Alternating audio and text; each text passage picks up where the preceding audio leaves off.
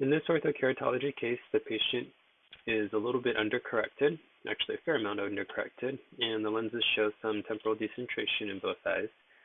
Looking at the original lenses, the initial design looks pretty good. 1.76 power, pretty flat lens for a fair amount of myopia. Should work out pretty good, but I think there's about 2 diopters left over in the right eye, and I think about a diopter and a half in the left eye, even though this lens looks pretty flat and pretty good power for a 375 cornea as well. One of the things I like to do for higher myopes is definitely make sure the patient has fully molded to the current lenses. So to me, that means 2 refractions about a week apart that are identical, just to make sure the patient's really plateaued. If I'm still creeping towards target, then I have the patient just kind of hang in there, and that way we don't end up overcorrecting with a new design. That said, if the patient really has stabilized at about 2 diopters of residual myopia, then I would add that full 2 diopters right into the power. So our new target would be 3.76.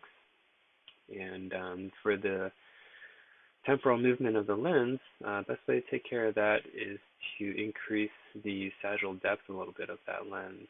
So right now we're pretty close to touch at the apex of the cornea, so we can put in 5 to 7 microns of clearance. That will increase the height of the lens. I think that'll help a little bit with centration. It looks like you've decreased the edge lift of your lens a little bit relative to the rest of the periphery, so I'm just going to leave that alone. I'm not going to even it out. I'm just going to give about 5 clicks here or 6 clicks, and looks like we're about 8, so I'll back off a tiny bit, and then also make sure we don't have a little bit of a unusual tear graft there. So let's see if we can get rid of that. And this is kind of just trial and error. Okay, that's better. A little bit unusual there.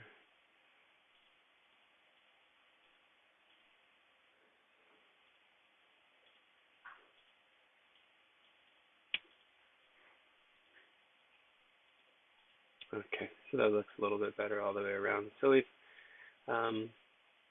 gotten the peripheral lens to settle in a little bit more, increase the sagittal depth of the lens. That should help with centration. And then we'll want to increase the power of the lens. If we're going the full diopter, it's going to be quite a few clicks.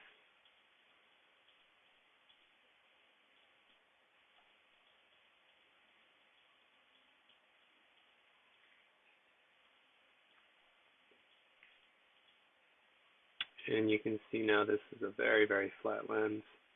And the last thing I'm going to do is go through and just tune each of the meridians so we're pretty symmetrical all the way around.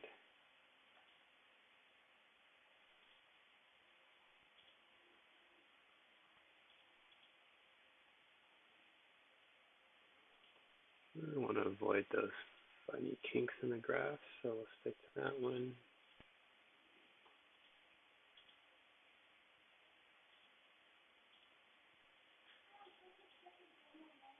Okay, so it looks like this is the closest we're going to get.